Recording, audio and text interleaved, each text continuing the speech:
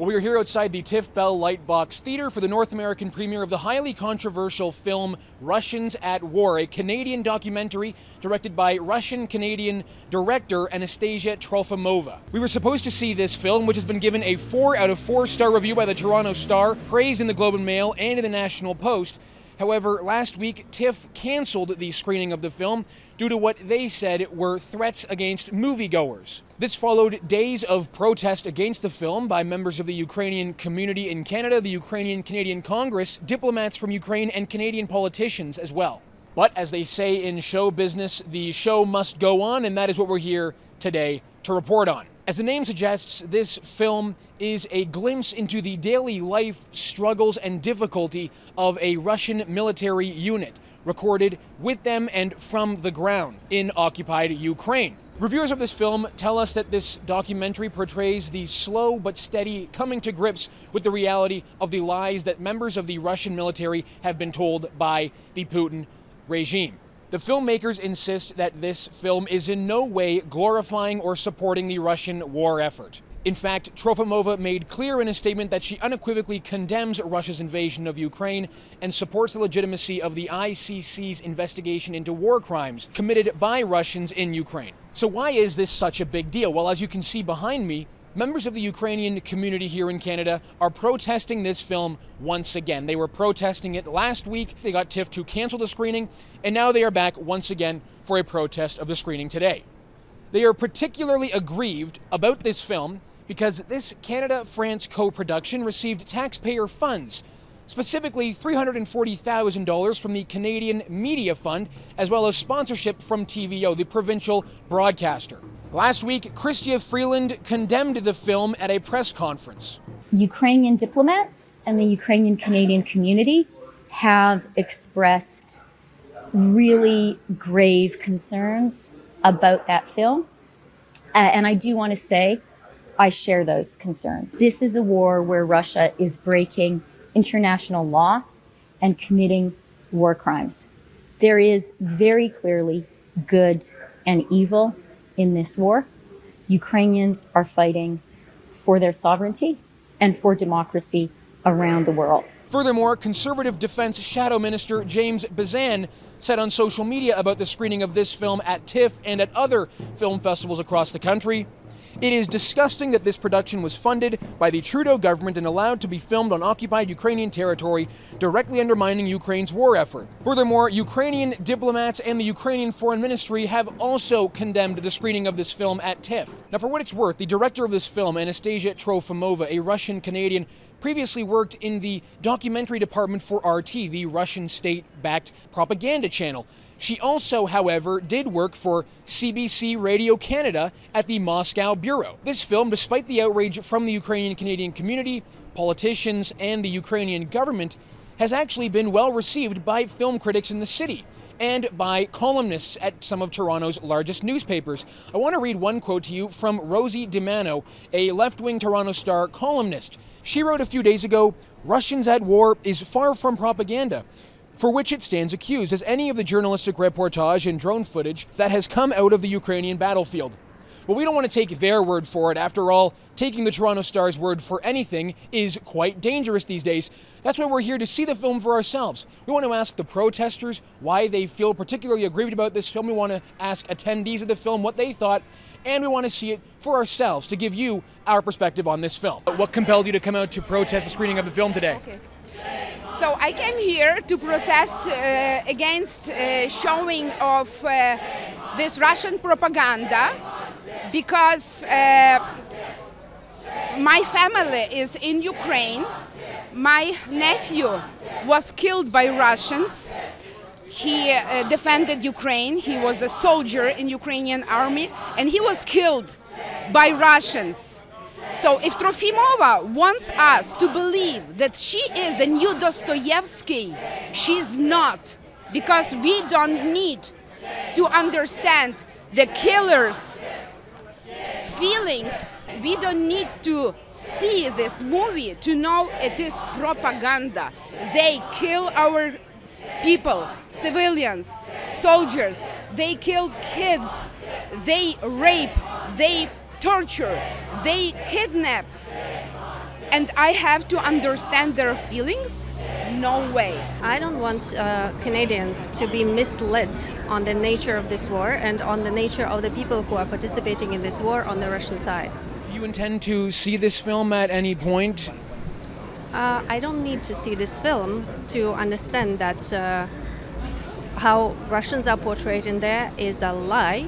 It could be true that they go to the war because they are poor, and the problem is that the film plays on the emotions of the viewer, so that after coming out of the movie, you feel sorry for these guys. But you shouldn't be feeling sorry for them because they have an option, because the movie says that they are poor, they go to the war because they want to feed their families, but they have an option. You don't need to go to another country to kill people for money. This is something that's been billed as a documentary, but the filmmaker has worked for Russian propaganda for years. That's where she made her name.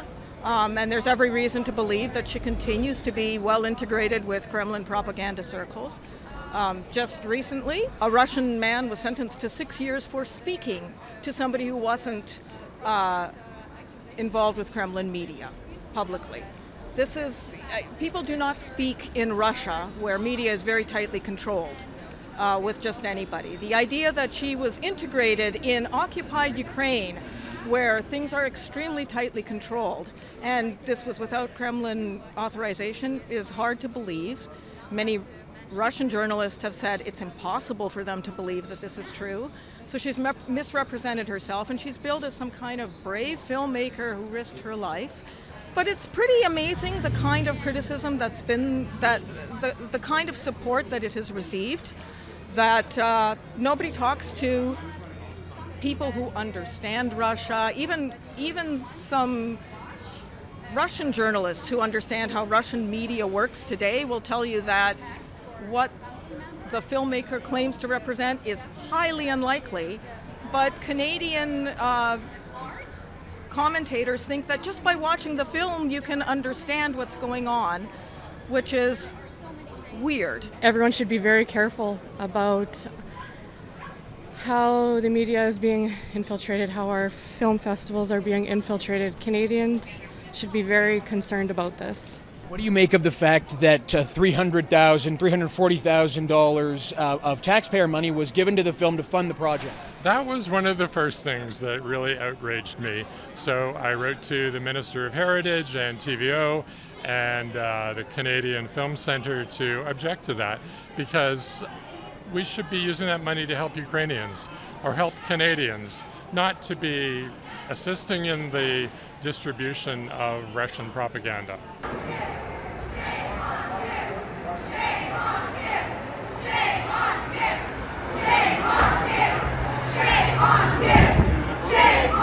What did you make of it? I thought it's a very interesting film. I think what is more upsetting to me is that we have Canadians advocating censorship.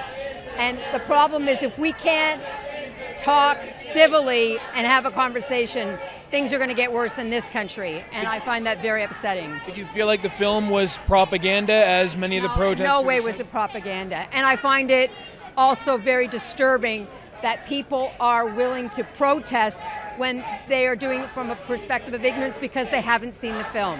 And I think we need to be able to have an open conversation about things and share ideas. It's not a good movie from the artistic stance, and it still translates the propaganda messages that we thought that it would. And the question that we asked the director, what she thinks about the cause of the war, she couldn't answer the question. She's still in the fog herself. What do you make of the decision from TVO to pull their support of the movie?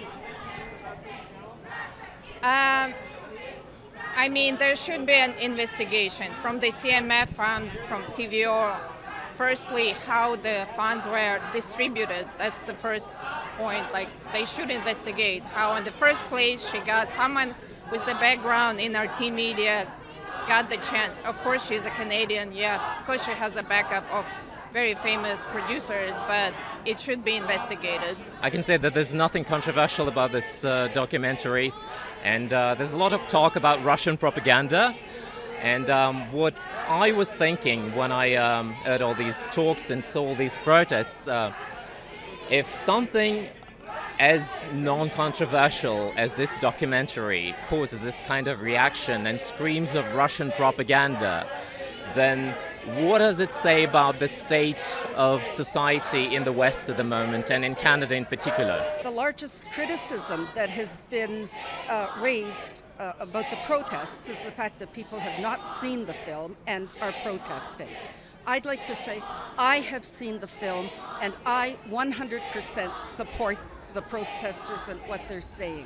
She makes no mention whatsoever of the fact that there have been over 130 documented war crimes that have been carried out against women, children, schools, hospitals, just name it, horrific war crimes. You need context when you're talking about a war, and she doesn't provide any of that. People need to see this kind of perspective as well, because it is also important just to understand it.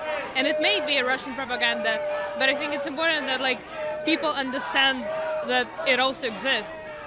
I mean, soldiers are also people. Yes, they're bad people. Yeah, they kill people, but it's not necessarily they did want that. As a Russian, I think that it's kind of propaganda, and it does make the Russian soldiers look good.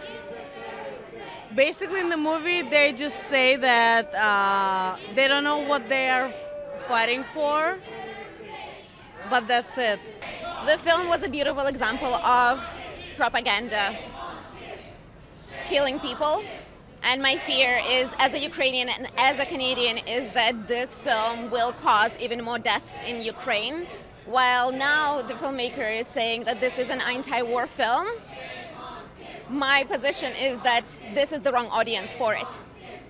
This film will do great in the theaters of Russia, where people should see how army is disillusioned and how their loved ones are dying. However, for Canadians, right now this is not the right time to pity and grieve people who chose to go to war and kill and commit war crimes against Ukrainians, against a free nation of Ukraine. So it is an important film to look back at in 10 years or anytime the war is over. We can look back and see what propaganda did to these people, but right now, to give platform to Russians at war, to war criminals, is just unacceptable. All right, so that wraps up the film, and I have to say I'm glad that I was able to actually see it for myself, so that if I were to make any assumptions about the film, I could see it, and then I could say that I actually did take the time to see it. Now, there are aspects of the film which I do feel as though they shine a very positive light on the Russian war effort. Anastasia Trofimova, the director of the film, spoke to the audience after the screening and addressed the accusations about this film being Russian propaganda. These were her words to the audience after the screening. The first and the most obvious thing is just come see the film. And then if you can poke holes in it and tell me where the propaganda is, we'll have a discussion.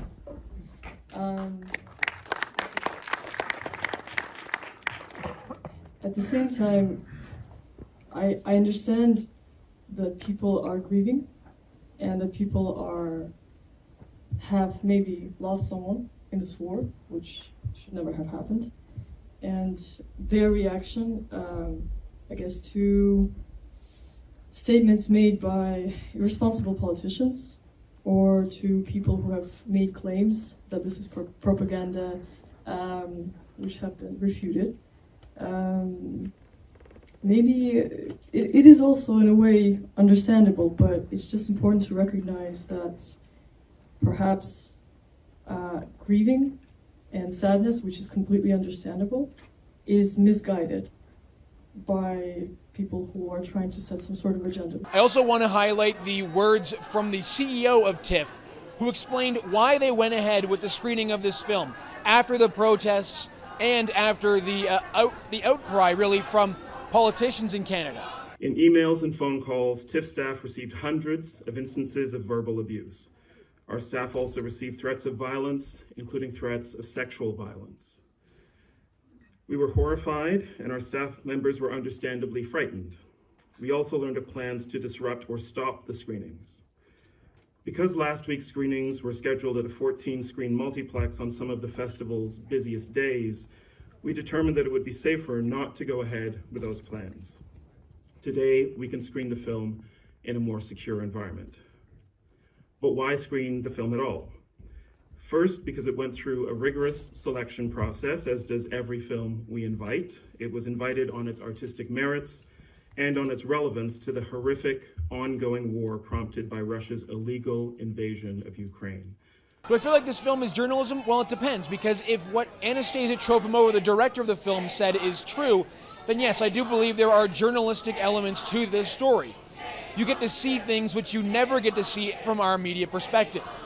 You get to understand the intricate worlds of these individual soldiers. And yes, you do feel bad for them. You do feel sympathy for them when they see their fellow soldiers dying. The question is humanizing the Russian soldiers in and of itself propaganda? Or is there a message behind it, which is these soldiers don't even really support the war effort, but they're being forced into it? That part isn't really made clear, and that's the difficult aspect of this story. Having seen it, my final thoughts are this. Trying to censor the film is not the correct approach. Trying to have this film silenced and censored and pulled and protested actually draws more people to the film. I think it would be important for many of the protesters here to see the film themselves. Having seen the film, they could then have the ability to make arguments by pulling certain aspects of the film and not just taking the words from people who have seen it or words from people who haven't seen it. Ultimately, this is a story about freedom of speech, about journalism, and the rights of Canadians to make journalism the way they feel they should. I'll be curious to know the thoughts of other people in the comments of this video who have seen the film. Let me know what you think of the film having seen it. The people we spoke to after the film, some said that it wasn't Russian propaganda and some said it was Russian propaganda. I think that proves the point that many people can look at this with many different perspectives. Signing out from downtown Toronto at the TIFF Bell Lightbox Theatre, Harrison Faulkner for True North.